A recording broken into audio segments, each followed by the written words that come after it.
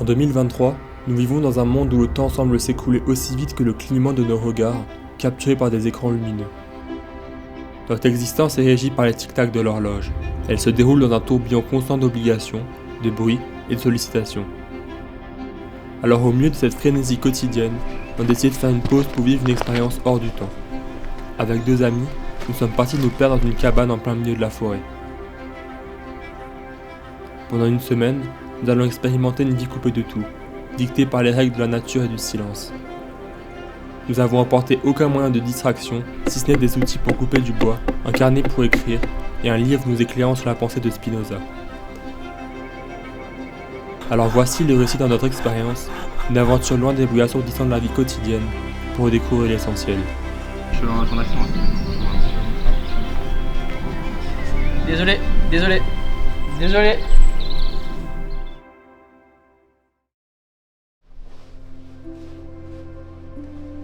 Pourquoi? Nous allons découvrir ça aujourd'hui. Dans cette enquête exclusive de Élise Lucet et Ferris Barkat. On s'est réveillé il y a 1 heure et demie à peu près. On sait pas du tout quelle heure il est actuellement. On va aller courir pour se dégourdir les jambes. Et puis se lever sans son tel avec les notifs et tout, bizarre un peu. T'es là, tu sais pas trop ce qui se passe. Tu sais pas où c'est là? Tu sais pas où c'est? Ouais.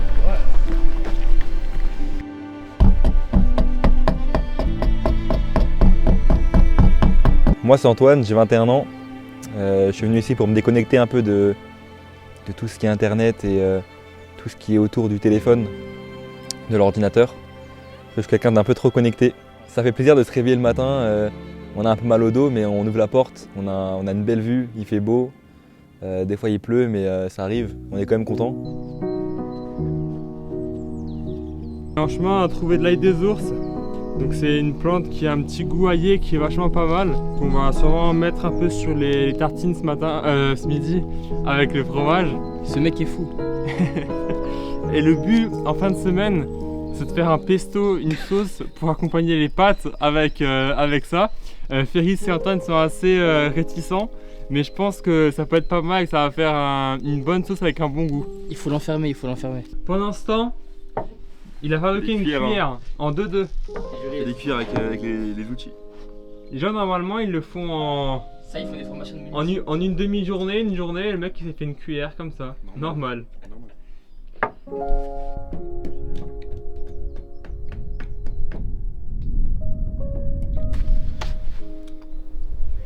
C'est bon? Et toi Mano? Également, je suis en train de couper les bords pour faire une cuillère plus petite parce que là elle est un peu massive encore.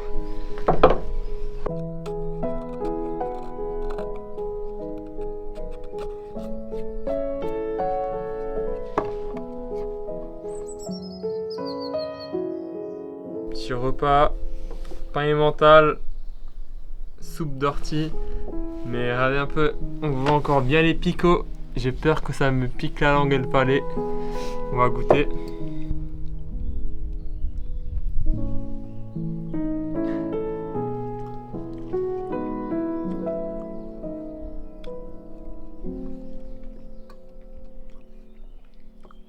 Ouais, ça a l'air d'aller, hein.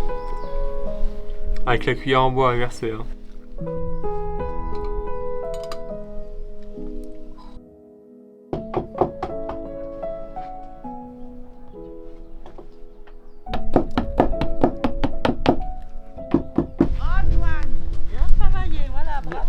Franchement, il y en a une pour chacune. Ça c'est... Bravo. On pensera à vous. Hein. Ça, c'est ma première. Ah bon? Il vous a appris? Hein? Comment? Il vous a appris comment faire? Non, vous non, avez juste comme découvert ça, comme on a... Ouais, Et toi, tu en fais aussi? Parce que vous faites Moi, ça. j'en ai fait une ce matin. Ah Combien oui. de fois là que vous avez fait ça? Ouais. Ah oui. Bah dis donc, bravo, hein, c'est bien. Avec la hache, on taille et puis ensuite on creuse avec un... Ça c'est un souvenir Ouais. de 3 beaux jeunes hommes. Il est où le petit? Ça va plus? Ça fait une demi-heure que je suis là. Aïe, non. Antoine, ça fait une demi-heure que je suis Non, là. pas une demi-heure. Il y a 10 minutes. Ouais. Nous, on va y aller, nous, comme ça, vous êtes tranquille. Hein? On vous a embêté? Pas du tout, au contraire. Faut revenir, hein. On est encore là 6 jours.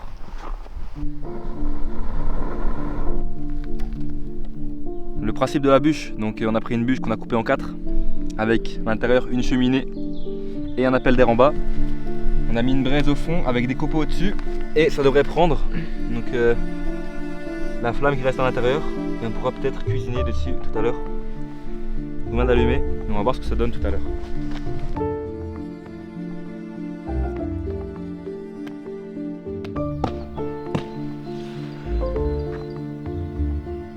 Moi c'est Ferris, j'ai 21 ans. Le matin quand je me réveille, j'ai d'abord le seum. Parce que j'ai mal au dos. Il y a Antoine à côté.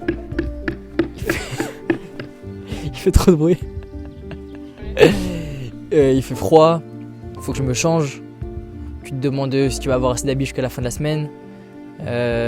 Non, ça fout le seum un peu. Donc le matin, j'ai un peu le seum. Après, tu ouvres la porte de la cabane, tu vois que tu as une belle vue, tu vois que tu respires pas trop mal. Donc c'est cool. Mais au début, c'est pas très agréable. Mais c'est précisément parce que c'est pas agréable que des trucs tout claqués, on apprécie de ouf. Le premier soir, on est venu, on a mangé des pâtes avec la sauce tomate, c'était incroyable. Et je pensais pas dire ça un jour. Donc voilà, c'est beaucoup dans le contraste. T'es là, t'as charbonné, tu dors mal, t'es en galère. Un petit carreau de chocolat ou une grand-mère qui te laisse des madeleines, t'es refait, tu vois.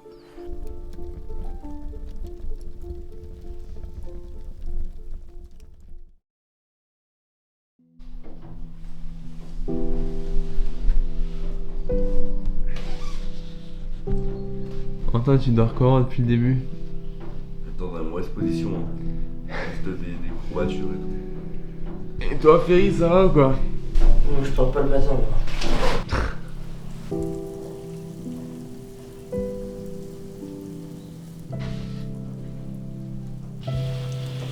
Vous réfléchir à un petit objet en bois à faire là. Qui a acheté une caisse là?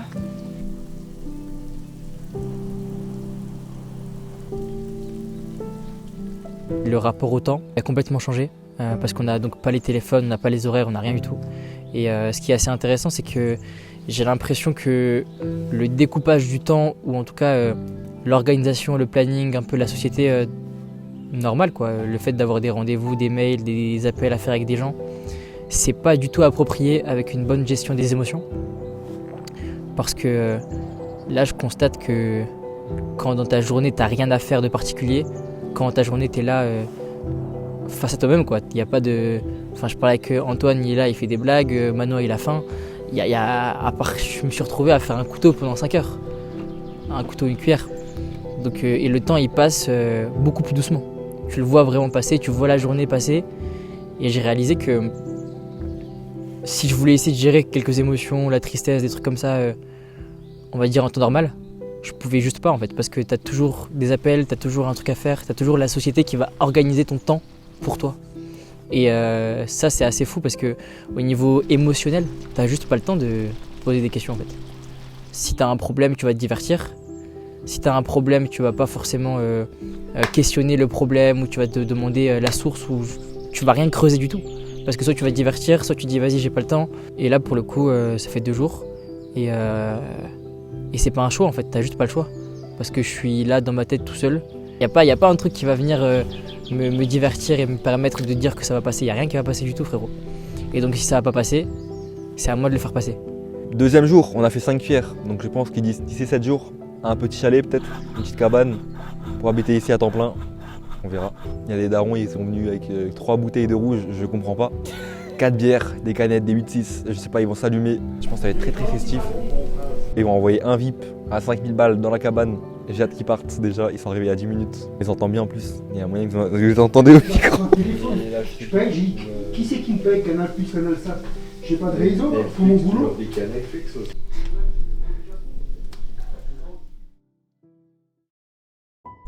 Antoine ne s'était pas trompé. Les 4 darons sont restés tard hier soir, repoussant notre coucher. Mais la cabane appartient à tout le monde et nous l'occupons depuis maintenant 4 jours, alors c'est bien normal de la partager. Comme chaque matin, nous prenons la direction de la rivière 1 kilomètre plus bas. Bien que nous ayons une grande poche de 10 litres, celle-ci se consomme rapidement, alors il faut la recharger tous les jours. C'est là qu'on prend conscience du confort de nos vies modernes, où il suffit d'actionner un robinet pour avoir de l'eau.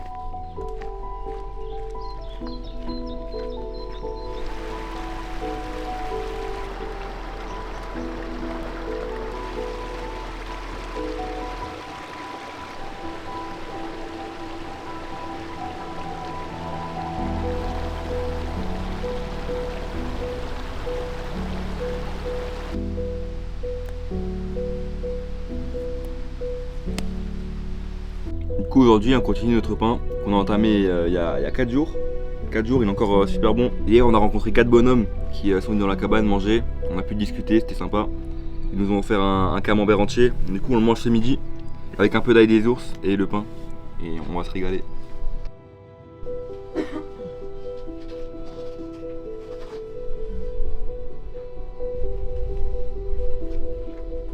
Ce qui m'a pas mal marqué, c'est les rencontres qu'on a pu faire.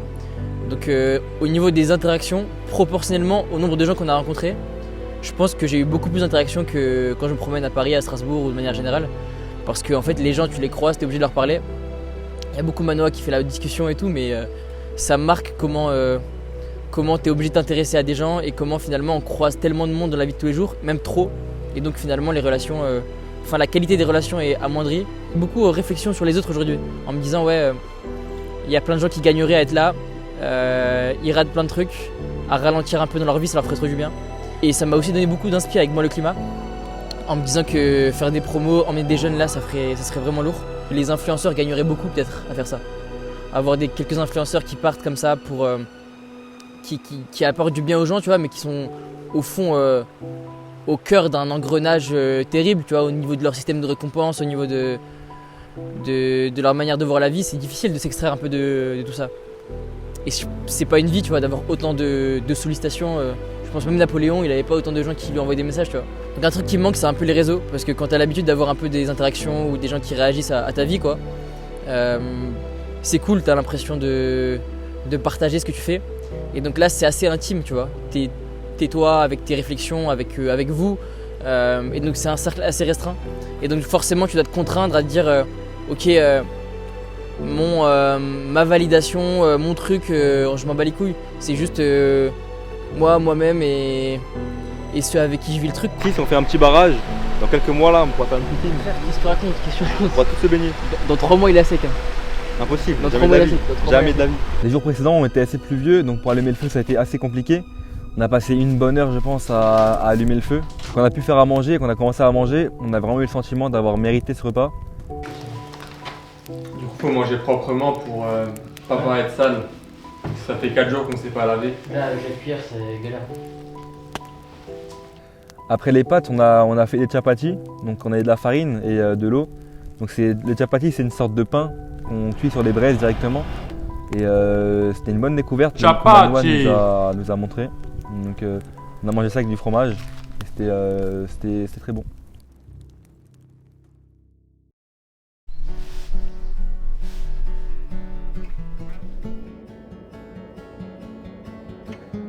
Donc dimanche matin, on a trouvé un nouveau jeu, une batte, une balle, on va faire du baseball.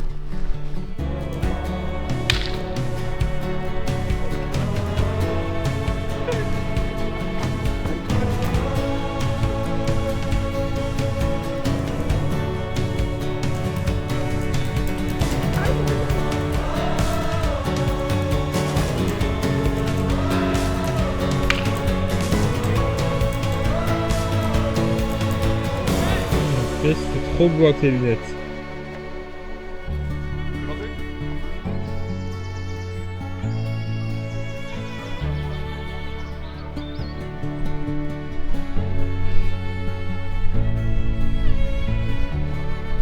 C'est zoomé de baiser. Quelle belle journée!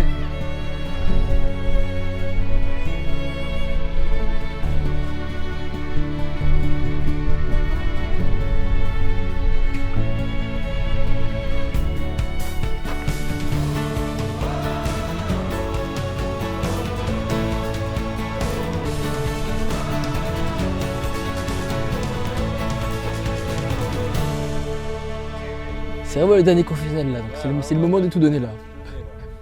suis quelqu'un qui sent beaucoup le temps passer. C'est-à-dire que j'ai beaucoup ce truc, mes frères, on est en mai. Le mois de mai il commence là, c'est une dinguerie, dans ma tête on est encore un nouvel an.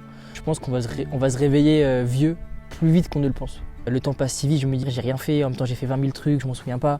Et là, quand c'est des expériences qui physiquement te marquent, parce qu'on dort mal, parce que on mange pas totalement comme on voudrait, parce que c'est un peu galère quoi. Physiquement ça te marque, donc au niveau des souvenirs t'es plus marqué. Et donc moi je sais qu'au niveau de mon rapport au temps ça me fait du bien.